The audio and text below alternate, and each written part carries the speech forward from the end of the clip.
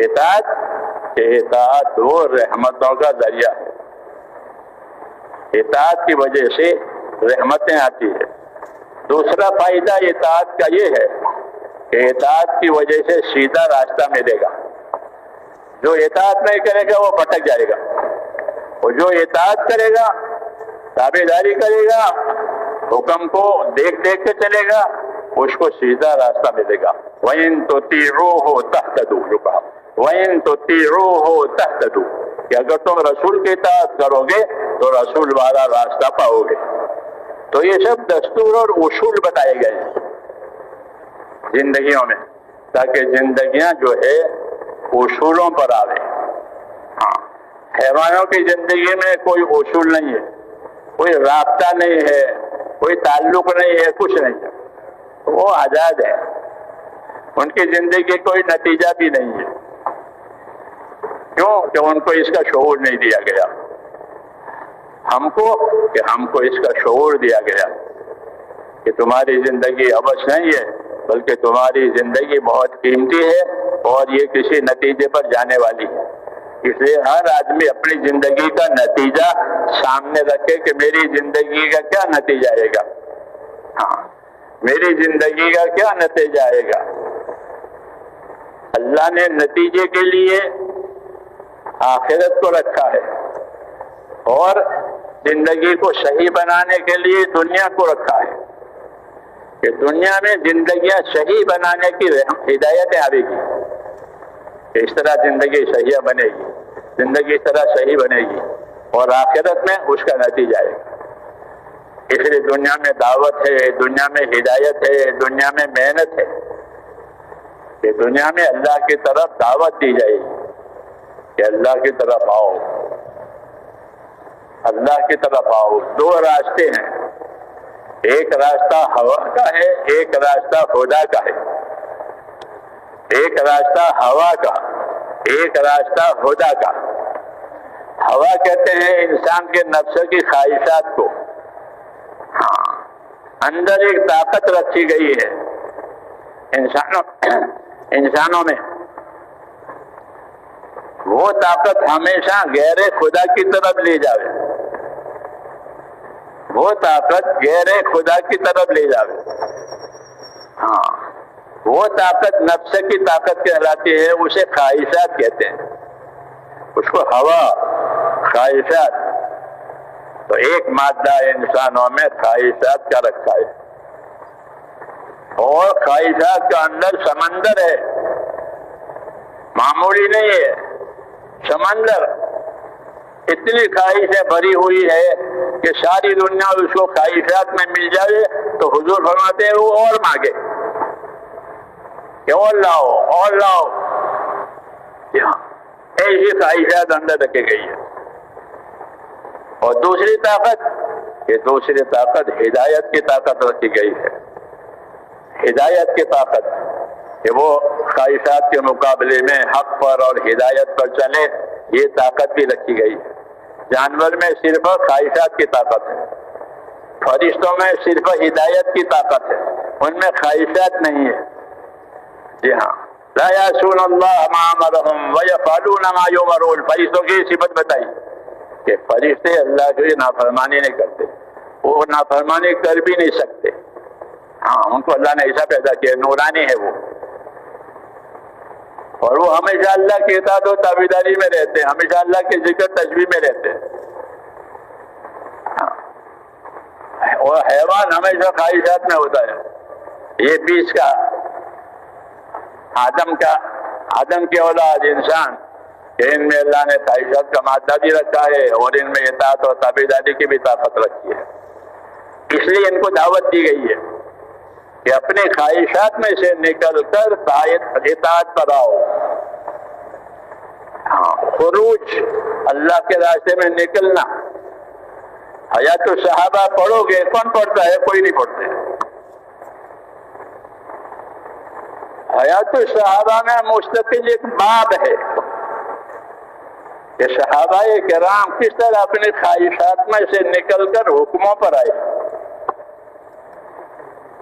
جی ہاں، حضرت رحمت اللہ علیہ نے حیات الصحابہ لکھی. یہ کرامت ہے ان کی. عجیب کتابیں ہیں، لیکن بیچاری وہ کتاب تو پچھڑ گئی ہے. ہاں، علم و ذکر سے تبلیغ والوں کی وابستگی نہیں ہے. صاف بات کہتا ہوں کہ علم و ذکر سے وابستگی نہیں ہے. نفر سفر ہے وہ ٹھیک ہے، لیکن ہمارا نفر سفر صرف نفر سفر کے لیے نہیں ہے، بلکہ ہمارا نفر سفر علم و ذکر کو پھیلانے کے لیے ہے. جس طرح چکی چلتے ہیں تو آٹا چاروں طرف گرتا ہے، دانے لیے جائیں گے، اس میں ڈالے جائیں گے، پھر چکی پھر حرکت دی جائے گی. جب حرکت ہوگی دانوں کے ساتھ تو چاروں طرف آٹا گرے گا. اللہ کے نبی حضرت محمد صلی اللہ علیہ وسلم نے امت کو حرکت دی ہے. یہ نہیں کہا کہ کھاؤ پیو بیٹھو اللہ اللہ کرو، ایسا نہیں کہا، ایسا نہیں کہا، بلکہ پہلے روز سے امت کو حرکت دی ہے. ہاں، کہ حرکت میں رہو.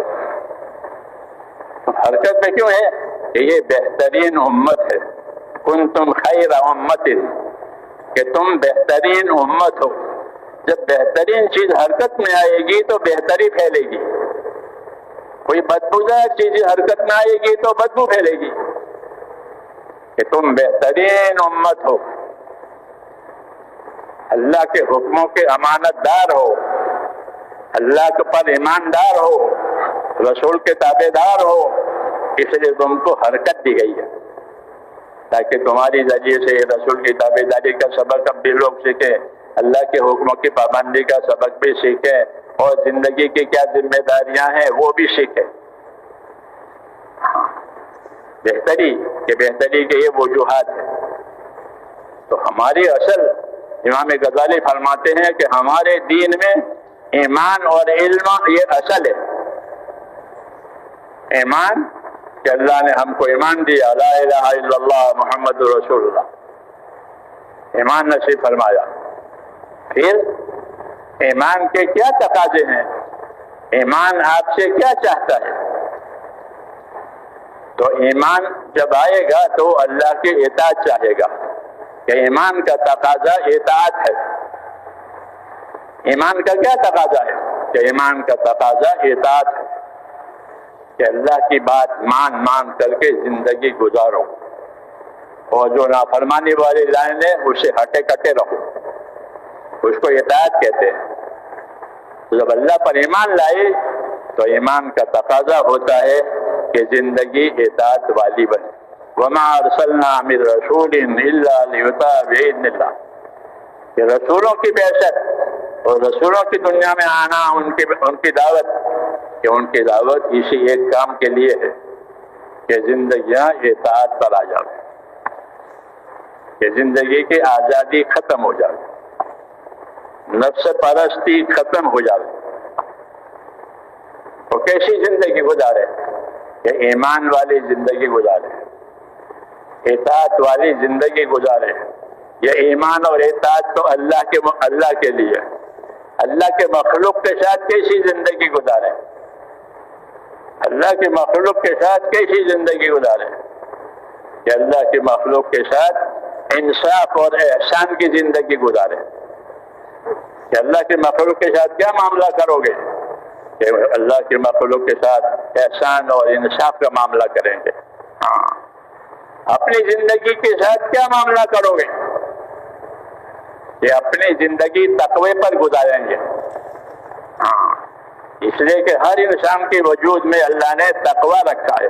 فَأَلْهَمَهَا فُجُورَهَا وَتَقْوَاهَا، کہ ہر انسان کی ضمیر میں، ہر انسان کے دل میں، اس کے حیات میں دو طاقتیں رکھی ہے. ایک طاقت نافرمانی کرنے کی بھی ہے اور ایک طاقت تقوی پرہیزگاری کی بھی ہے. ایسی ہماری پیدائش ہے کہ ہمارے اندر گنہگار بننے کی بھی طاقت ہے اور پرہیزگار بننے کی بھی طاقت ہے. نبیوں نے آ کر کے یہ بتایا کہ وہ جو طاقت گنہگار بننے کی ہے اس کو دباؤ، اس کو ختم مت کرو، اس کو دباؤ، اور جو طاقت اللہ کے اطاعت کرنے کے ہے اس کو بڑھاؤ۔ ابو ہریرہ نے حضور سے اجازت مانگی، یا رسول اللہ میری بات سمجھ میں آ رہی ہے؟ یا سو گئی بیٹھ کے یہاں؟ نہیں سو مت۔ ابو ہریرہ نے حضور صلی اللہ علیہ وسلم سے اجازت مانگی، یا رسول اللہ میں جوان آدمی ہوں، میرے پاس شادی کرنے کی طاقت نہیں ہے، غریب آدمی ہوں، میں ڈرتا ہوں کہ کسی گناہ میں ملوث نہ ہو جاؤں اپنی جوانی کے جوش میں، اس لیے میں آپ سے اس کی اجازت مانگتا ہوں کہ میں خصی ہو جاؤں، جیسے جانوروں کے خصی کرتے ہیں۔ یہ گناہ سے بچنے کے لیے حضور صلی اللہ علیہ وسلم نے فرمایا ایسا نہیں ہوگا، ایسا نہیں ہوگا، کیوں کہ یہ فطرت کے خلاف ہے کہ کوئی طاقت اللہ نے دی ہے وہ طاقت کو فنا کرو، کہ طاقت کو فنا کرنے کی اجازت نہیں ہے، کہ مردوں کو مردانہ طاقت دی ہے، عورتوں کو زنانہ طاقت دی ہے، کوئی اپنی طاقت کو فنا نہ کرے، کیونکہ ان طاقتوں سے بھی کچھ مقصود ہے، اس لیے آپ نے ان کو اجازت نہیں دی کہ اس کی اجازت نہیں ہے۔ اور فرمایا ابو ہریرہ جو اللہ نے لکھا ہے وہ تو ہو کر رہے گا، اگر کسی کی قسمت میں زنا ہے تو زنا ہو کر کرے رہے گا، اس لیے کہا، اس لیے کاٹ چھانٹ نہیں کرنی ہے۔ ہاں تو میں نے کہا طاقت کو فنا کرنے کی اجازت نہیں دی ہے، جو طاقت دی ہے اس کو فنا نہیں کرنی ہے، بلکہ دعوت یہ ہے کہ جو طاقت گناہوں کی ہے کہ اس کو دباؤ، اور جو طاقت اطاعت کی ہے اس کو بڑھاؤ، اس کو مجاہدہ کہتے ہیں۔ کیا کہتے ہیں؟ اس کو مجاہدہ، ایک محنت کہ اپنے آپ کو کرنے کے کاموں کا زیادہ پابند بنو، زیادہ پابند کرو طریقے کو سامنے رکھ کر، تاکہ نہ کرنے کی جو طاقت ہے وہ مزمحل اور کمزور ہو جائے، اس کو ختم نہیں کرنی ہے، اس کو مجاہدہ کہتے ہیں۔ ہاں کہ حکموں کے لحاظ سے اپنے آپ کو حکموں کا پلہ بھاری رکھو، حکموں کی ادائیگی کا پلہ بھاری رکھو۔ ہاں جب حکموں کی ادائیگی کا پلہ بھاری ہوگا تو نافرمانی والی طاقتیں کمزور ہو جائیں گی۔ اسی کے لیے اللہ تعالیٰ نے عبادت کا نظام دیا ہے، نمازیں دی ہے، روزے دیے ہیں، جی ہاں عبادت ہے کہ وہ عبادتیں اسی وجہ سے ہے کہ عبادت کی وجہ سے اللہ کے اطاعت اور اس کی تابعداری کی طاقت بڑھتی چلی جائے۔ فرض عبادتیں، نفلی عبادتیں، جی ہاں اجتماعی عبادتیں، انفرادی عبادتیں، کیونکہ اللہ تعالیٰ نے عبادت کے لیے پیدا کیا اور عبادت کی طاقت بھی دی ہے۔ ہاں گناہ کی بھی طاقت دی ہے، تو گناہ کی طاقت کے مقابلے میں عبادت والی طاقت بڑھے، اور اس کے لیے دعوت چلائی ہے اللہ نے۔ یا قوم اعبدوا اللہ، ہر نبی آتا تھا کہ اے میری قوم اللہ کی عبادت کرو۔ جب دعوت قائم ہوتی ہے تو عبادت قائم ہوتی ہے۔ ہاں دعوت زندگی میں آئی کہ عبادت آئے گی، کہ دعوت میں بھی پھرتے ہیں اور عبادت میں کمزور ہیں کہ یہ بات صحیح نہیں ہے۔ انبیاء کرام اپنی دعوت میں بھی ہوتے تھے، اپنی عبادت میں بھی ہوتے تھے، اور امت کو بھی یہی سبق دیا ہے کہ اپنی دعوت کے ساتھ اپنی عبادت کو بڑھاؤ، فرائض کو بھی ادا کرو، نوافل کو بھی ادا کرو، عزیمت کو اختیار کرو، تاکہ کسر باقی نہ رہے۔ ہاں یہ دعوت اگر ہضم ہوئی ہے تو مزاج عبادت کا بنے گا۔ ہاں جو دعوت کی محنت دی ہے اگر یہ محنت ہضم ہوئی ہے تو عبادت بڑھ جائے گی۔ صحابہ کرام کی عبادت کو دیکھو، حضور صلی اللہ علیہ وسلم کی عبادت کو دیکھو، کہ وہ اپنی دعوت میں لگنے کے ساتھ ساتھ، لوگوں کو تعلیم دینے کے ساتھ ساتھ ان کی عبادتیں بھی بڑی بڑی عبادتیں ہوتی ہیں۔ ہاں اس لیے دعوت کی ہضم ہونے کی علامت ہے کہ جتنی دعوت ہضم ہوگی، یہ محنت جتنی ہضم ہوگی، عبادت بڑھ جائے گی۔ فرائض کہ فرائض کا اہتمام ہو جائے گا، فرائض کا اہتمام ہو جائے گا کہ فرائض کو اہتمام سے ادا کرو، کیونکہ یہ فرائض اللہ کے حقوق ہیں۔ جو چیزیں اللہ نے فرض کی ہے وہ اللہ کا حق ہے۔ نماز کہ نماز اللہ کا حق ہے۔ اقم الصلاۃ لذکری، میری یاد کے لیے نماز قائم کر۔ تو نماز کہ نماز اللہ کا حق ہے، عبادت اللہ کا حق ہے۔ حضرت معاذ بن جبل سے حضور نے فرمایا، معاذ اتدری ماذا حق اللہ، کہ معاذ آپ کو معلوم ہے اللہ کا کیا حق ہے؟